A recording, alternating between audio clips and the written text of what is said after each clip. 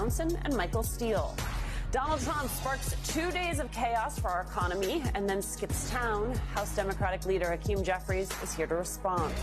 Plus, a judge orders the Trump administration to bring back a man they wrongfully sent to a prison in El Salvador, the ruling drawing a stunning response from the White House. And Democrats look to build on a week of action in Congress and positive election results that delivered a bit of hope to the party. So grab your coffee, settle in. Welcome to the weekend.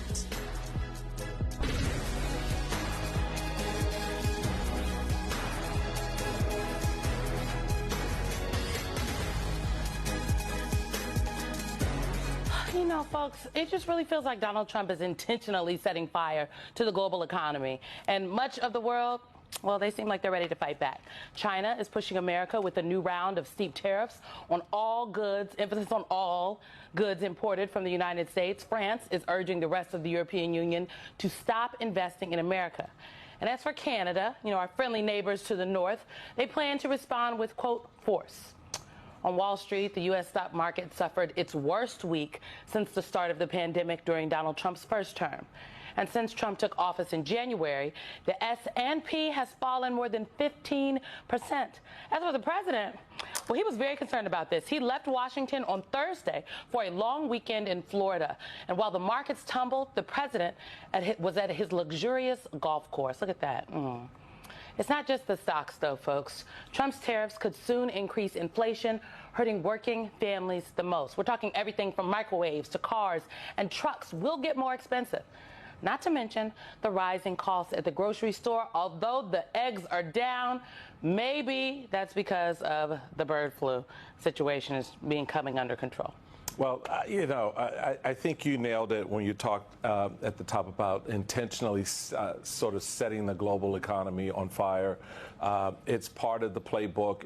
It's not just disruption at home, but abroad as well. And it is good to see, you know, our partners, as long as they remain our partners, saying, hey, you know, we're drawing the line in the sand here. Now, we'll see how much they back that up.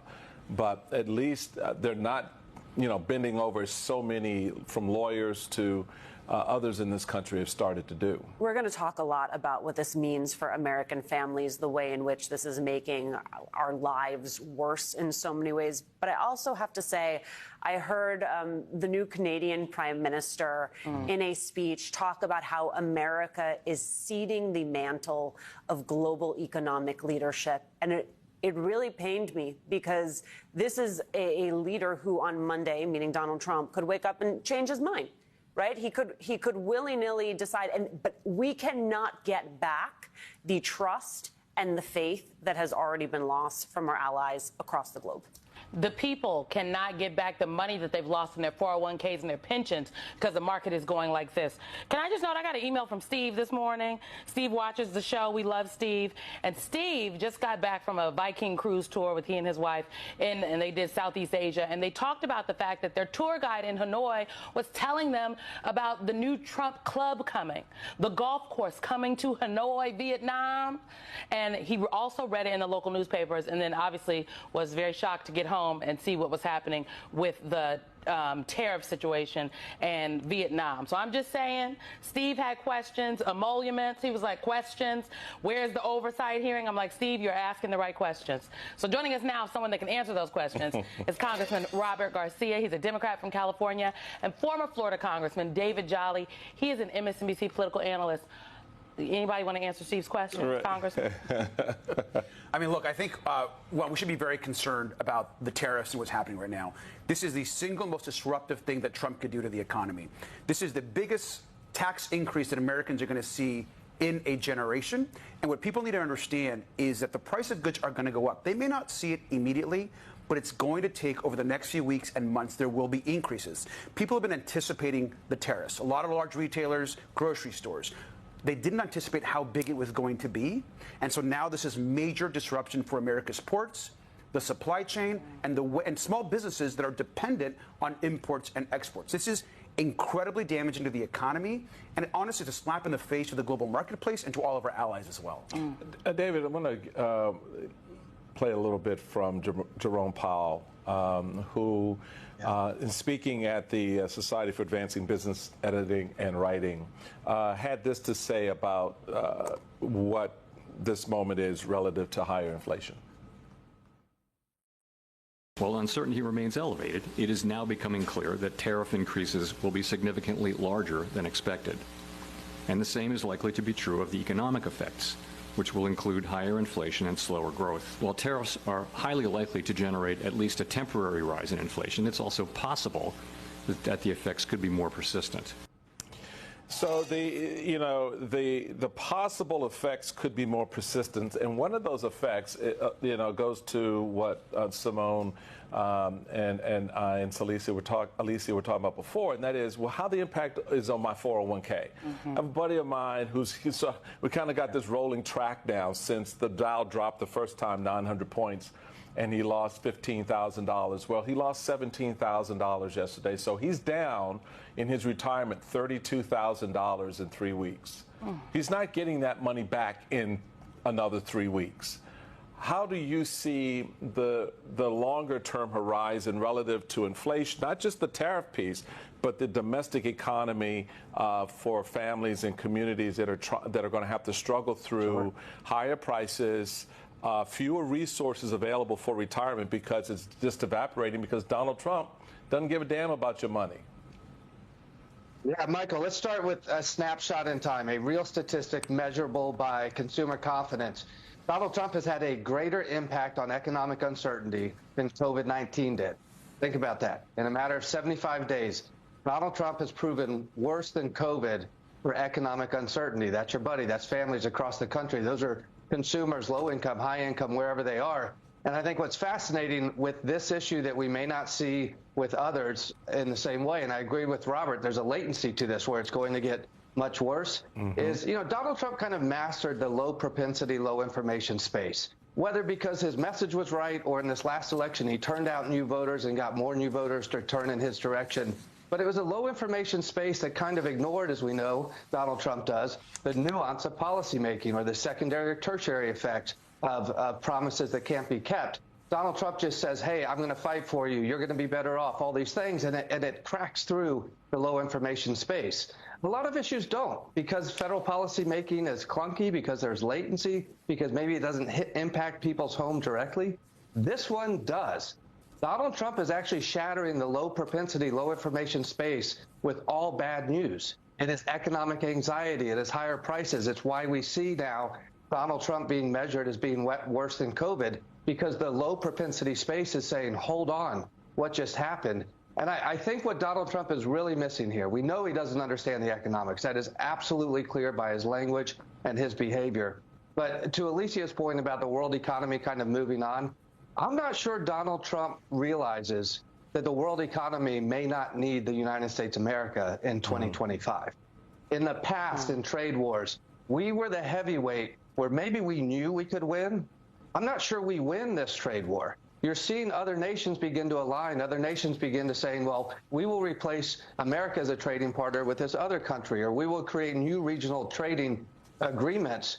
There is a good possibility that Donald Trump just launched a trade war that doesn't just cool off, doesn't just return back to baseline, but a trade war that the United States loses. And it is because of his ignorance, but also because of his vanity that he's gotten us into this. I don't know how he gets us out of it, truly. Let's talk about the ignorance and the vanity. While all of this is happening, Representative Garcia, you got the President of the United States busy golfing. And it's not just that he's golfing. That's fine. Everybody deserves a break. The problem is also that he's doing it on our dime. This is new reporting from the HuffPost. We, taxpayers, have been floating the tab for his second-term golf excursions. That number crossing the $26 million mark. So I just want to get this straight. They are going into federal agencies that provide vital services to our children, to our seniors. They are slashing those budgets. They are getting rid of federal employees. But we have found $26 million for the President of the United States to drive around his golf course. Am I getting that right, Congressman? I mean, that's absolutely right. I mean, they should be sending DOJ to go and investigate all of Donald Trump's golfing trips. the simple fact that the day after and the days after he basically crashed the market, destroyed our economy, hurt workers, is going to raise the cost of housing because actually construction of housing is going to get dramatically more expensive. And all of this is happening around us. Our global partners are terrified. Workers are scared. The port industry is in chaos and in a panic. And he goes out golfing. This is the president of the United States. He could care less about what the American people are going through. He campaigned on lowering prices. Prices are now going up. They're going to continue to go up over the months ahead. And so this is a person that is not ready for the presidency. He could care less about the average American worker. And people should be pissed. People should be terrified. And what I'm hearing from port executives across the country is that we're not prepared for the impact these tariffs are going to make. And people need to understand this is a historic tax increase on the American public. Historic tax increase. David, real quick, I want to pick up on a point that you made a little bit ago and expand it when you're talking about what our trading partners are going to do amongst themselves. Here's the other little interesting piece. You have states like California and a couple of other states that are beginning to say to our global partners, hey, we're not down with this. Why don't you and I, the state of California, the state of New York, work a deal, because these tariffs are not our play, so that we can keep our economy. We have an economy like the size of a state like California. They can do that. How do you see the states playing a role going forward in sort of isolating themselves from the broader tariff pie by trying to strike a side deal, if you will, with Europe or some other individual countries? I actually think that gets in some really tricky areas that I hope are successful. I'm not sure they will be once you bring in the federal government and their ability to excise taxes. But I love that states are thinking that way, because they're thinking about how do we protect our consumers? How do we protect our people? How do we protect our voters? And, to this notion of other nations moving on as well, what's missing here is Donald Trump does not have a vision for what he's trying to get out of this. When Republicans who are freaking out trying to defend him say, just give it some time, it will fix things. What are we trying to fix? We have historically tight labor markets. Wages are going up. Inflation has steadied and what's coming down. What is the problem we're trying to fix? Because if Donald Trump wants to domesticate industries, he hasn't given us that vision of how to do that. And oh, by the way, if you pull that off, if you start manufacturing tennis shoes here in the United States, do you know how much those shoes are going to cost? If you re-domesticate that industry, nothing about the economics here work. I'll tell you where individual states are going to get involved in this in the most powerful way, and we saw it Tuesday night in the special elections. It's when voters rise up and use their ballot to say, we're not going in this direction anymore. That's where not just Donald Trump, he won't be on the ballot again, he'll feel it. But those down-ballot Republicans, those governors, representatives, senators, they're going to feel it. And at some point, there are going to be cracks in this allegiance to Trump's tariffs. Congressman, I want to give you 30 seconds on the California piece, because that story, that headline for me stuck. What do you thought? Gavin Newsom saying he's going to seek trade deals. Right. And I think that's right. I mean, look, I think, first of all, we do more trade than any other state. The largest seaports in America are the ports of Los Angeles and Long Beach. I represent the port of Long Beach. We're going to have to work with countries directly. I mean, he's causing massive chaos right now to the California economy. We're a dependent economy on trade. And that's not just for California, but the rest of the country. And so our trading partners are incredibly angry, as they should be, and Donald Trump has no idea what he's doing with the economy. I mean, it's crazy. Gentlemen, stick around. We got a little bit more we want to get into after the break. Let's get in good trouble. My friend, Madam President, I yield the floor.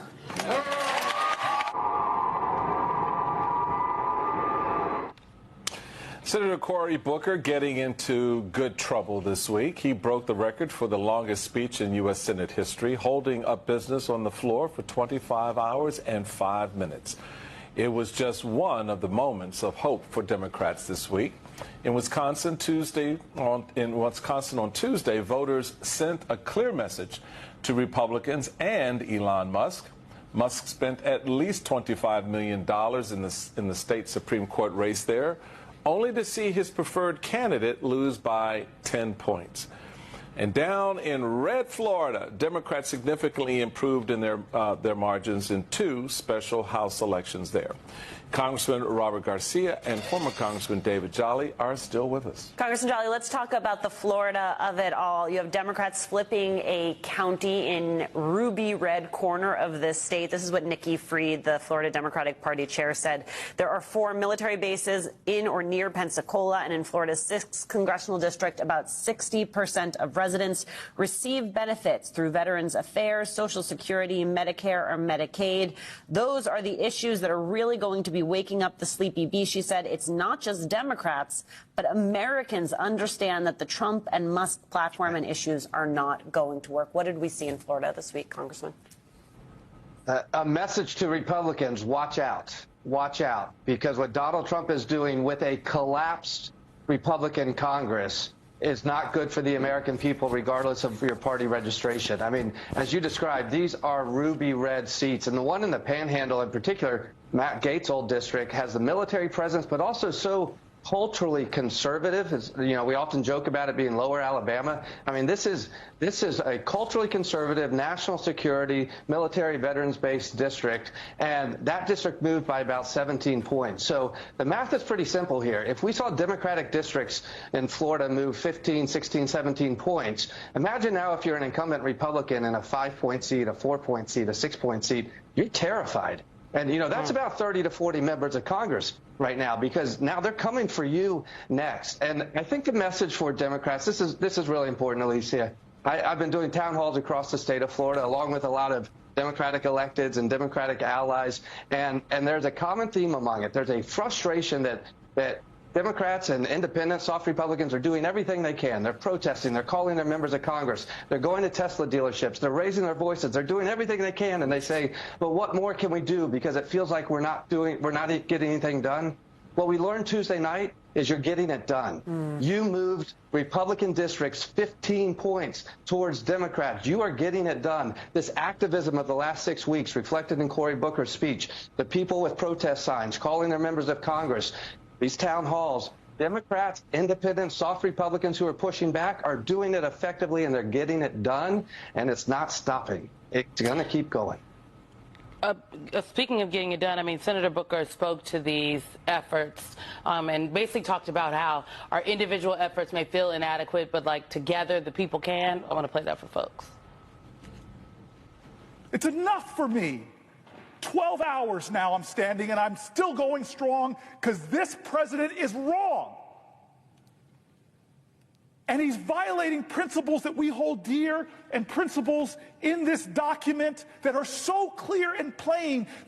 The powers of the Article 1 branch are spelled out, and he is violating them. When is it going to be enough? My voice is inadequate. My efforts today are inadequate to stop what they're trying to do. But we, the people, are powerful. We are strong. We, the people, are powerful. We are strong, Congressman. Look, I totally agree. I was actually on the Senate floor when Senator Booker actually got the record and was there for a significant amount of that speech. And he really energized not just the Senate, but House members as well. That's exactly the energy that we need. What Senator Booker is doing, what AOC and Bernie are doing, what so many Democrats are doing right now in fighting, that's the energy that folks want to see on the ground. It's been a good week politically for Democrats. Obviously, Wisconsin was huge. Enormous win for us. That defeat for Elon Musk shows us that we can take Elon Musk and his unlimited amount of money and still win when people are organized and energized on our side. We're going and we're coming for those seats. We've been doing town halls. I was just in Young Kim's district in California. Sold out, packed out house. People are pissed. I'm going to Ken Calvert's district. These are seats in California. There's 2 or 3 that we can win. There are seats in other parts of the country that we can win. We've got to start matching the energy that Democrats and organizers want to see us doing today. And I think you're seeing that in Cory Booker. You're seeing that in AOC and so many other rallies. Okay. Congressman, you might have to get him together because I don't know. Gentlemen, I hear y'all. I hear y'all, and it was a good week out of 52. It was a good week. Don't rain on the parade, Michael Steele. It has been a terrible couple weeks for the American people. I'm not, no. You're going to let us have this celebration. Yeah, you can celebrate. But here's the thing. You know, one of the things, David, you and I know, you know how my team, still my team. I'm still in the party you left, right? But you know how this team rolls. And so the critical thing for me is what is emphasized. And I think this conversation we've been having should be what's emphasized. But what people started making a big deal about was breaking the record, which important, but it is the least important part of the story. And so what that does is open up avenues. I mean, be careful what we celebrate is my point. And make sure that what Senator Booker did is not lost on to the fact that everything else that he was speaking to was the thing. Is not the 25 hours. It's the thing. How do you see that? Because that's my concern. I've already heard it. I hear it in the talking points. I hear it on other airwaves. Sort of like, you know, this is just politics. This guy's talking for 25 hours, no big deal. Meanwhile, the stock market dropped 2,200 points. Michael, I love this. I'm going to take it one step further as well in terms of what is the coalition right now that's opposing Donald Trump? What are they seen for? Because we have to oppose what Trump and Doge and Elon Musk are doing on substance and on just, frankly, maladministration. But just being defined by what we oppose doesn't return us to power next November. We have to be defined by what we are proposing. What is it that we stand for and we propose? And it has to be a step further than just, well, we propose stopping the cuts to Social Security and Medicare. We propose stopping the cuts that Doge is doing. We have to do all those things, yes.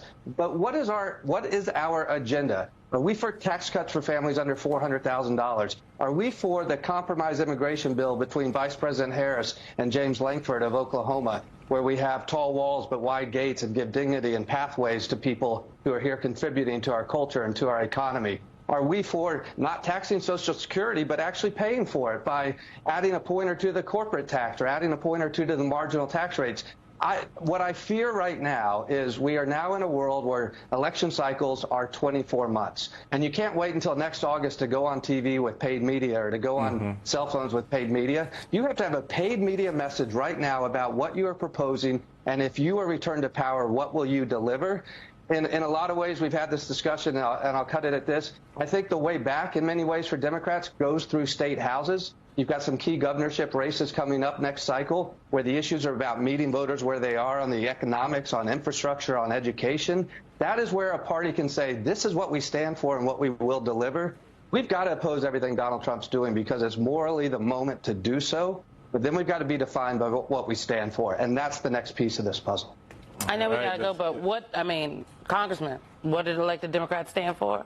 No, look, I think this is right. I think, number one, we're going to oppose and ensure that we're taking on this destruction of our government. That's the most important at this moment. As far as what we stand for tax cuts for middle-class families, strengthening Social Security, advancing the rights of people, not moving them back, making sure women have autonomy over their own bodies, making sure that all people are respected and that civil rights are always expanding, not decreasing. I think the most important thing is that we believe this is a country that is kind, that should do good, that government can actually do good things for working families, and at the end of the day, never to forget that we're in this to actually help people, whereas what Donald Trump is doing is hurting average Americans.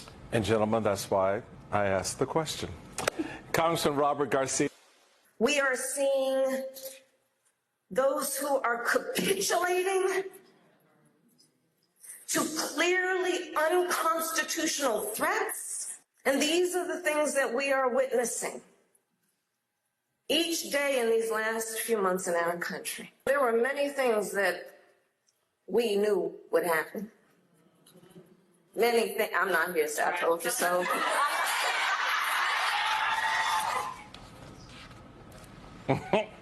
I'm glad. Well, I'm glad she finally said it, ma'am. We've been saying it, ma'am.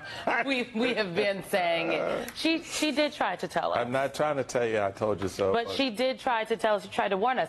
I think, and that was the vice president at Leading Women Defined, which is a retreat for C-suite level black women executives. And it happened in California. Deborah Lee puts it together, formerly of BET. And I've been to Leading Women Defined before. They always get good speakers, but to have the vice president come there when she has been very selective about where she goes and where she spends her time, I think spoke volumes. And it's a mess out here. There are ways that people can and should be pushing back, and Congress could end these tariffs tomorrow. Congress could end the tariffs tomorrow. They're not, because Republicans in Congress are scared. Congress could take back their power as a co-corporation government tomorrow. That's the thing. The Congress has ceded that power. There are two very important fronts since 9/11 that we need to focus on in terms of, if we really want to contextualize and understand where we are and how we got here. The Patriot Act in terms of domestic and foreign policy, and then, of course, the economic pressures as a result of trying to prop up this new expansive power of the president with respect to, engagements militarily, all the conversations around homeland security, and these two things have sort of set this space that we're in. And Congress has, since that time, given more and more of that authority to an executive branch, which they thought, I guess, everybody would be like Obama and Bush, right? But now you got Trump, and Trump is like, you give it to me, I'm going to use it. And so, to Simone's point, at this point, this Congress certainly not going to take it back.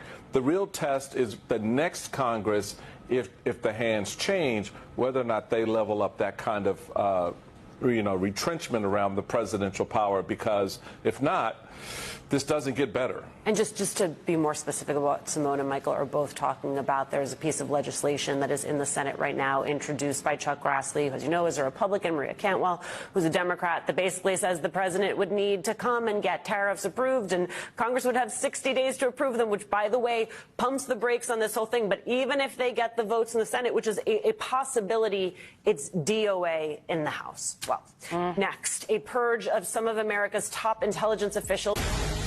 Well, the President of the United States may be taking advice from far-right conspiracy theorist Laura Loomer.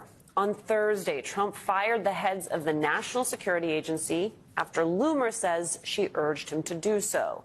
NSA Director Tim Hawk and his deputy, Wendy Noble, were longtime public servants who worked under both Republican and Democratic administrations. On social media, Loomer claimed the officials were, quote, disloyal to Trump. Trump also ousted at least 3 National Security Council officials after meeting with Loomer in the Oval Office. Trump denies Loomer recommended any of these firings. National security analyst Kevin Barron joins us now. He is the founder and president of Elevation Global Strategies. So, we were singing "Living in the Twilight Zone."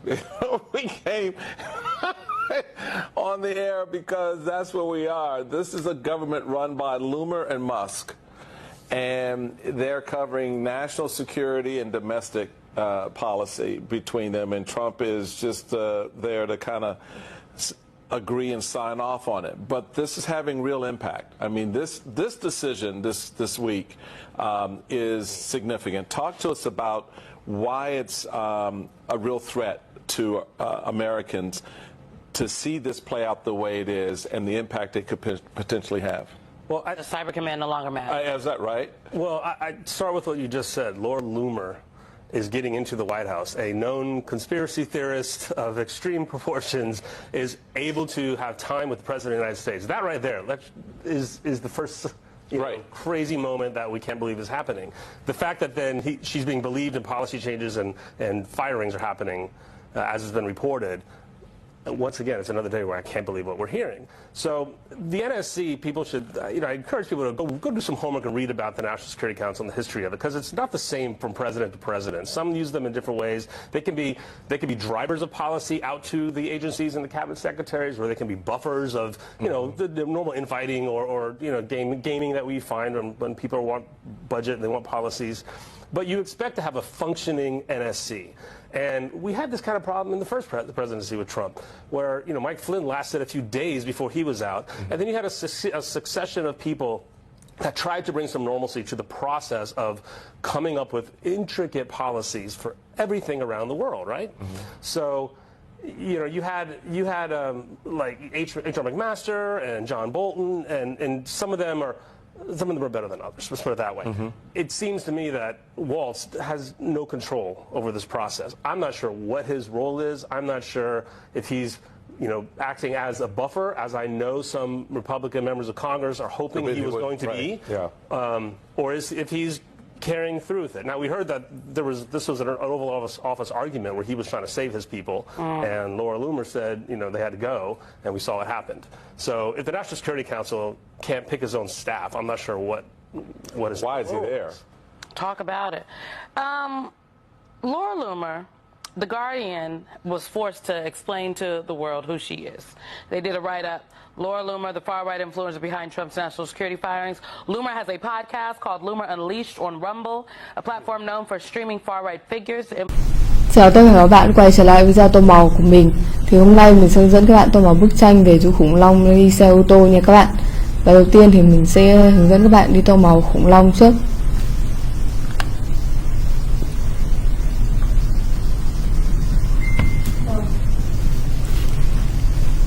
Đây là mình đã tô màu điểm xong bức tranh về chú ngựa pony nha các bạn.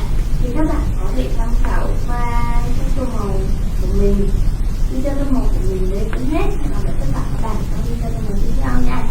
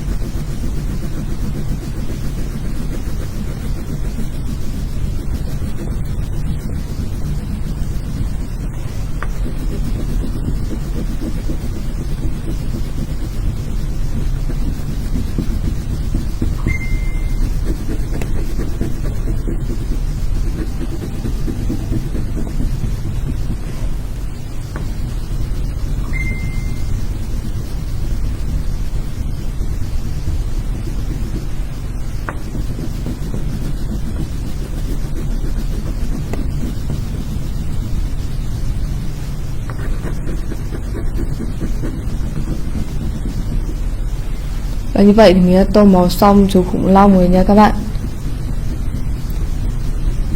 Và tiếp theo thì mình sẽ tô màu chiếc xe.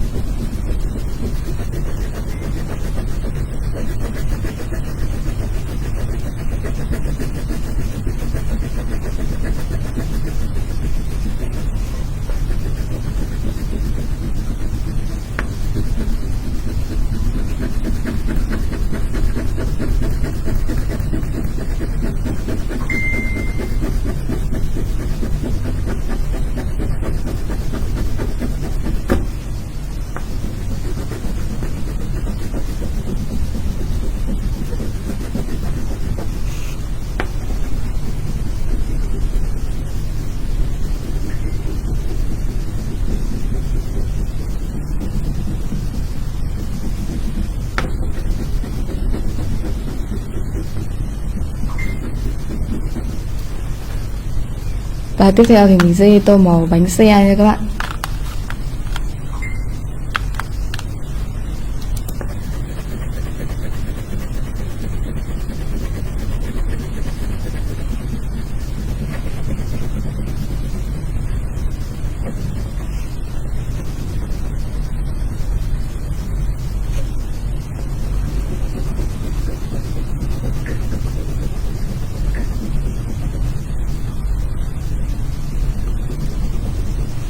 Và tiếp theo thì mình sẽ tô màu những bông hoa.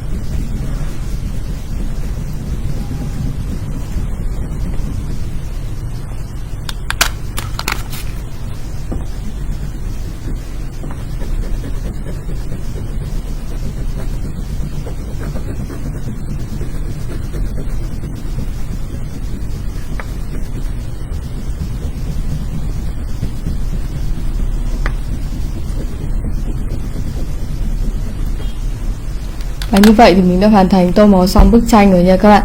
Các bạn thấy video của mình hay thì ấn đăng ký kênh và ủng hộ cho mình nha. Xin chào và hẹn các bạn các video tô màu tiếp theo của mình.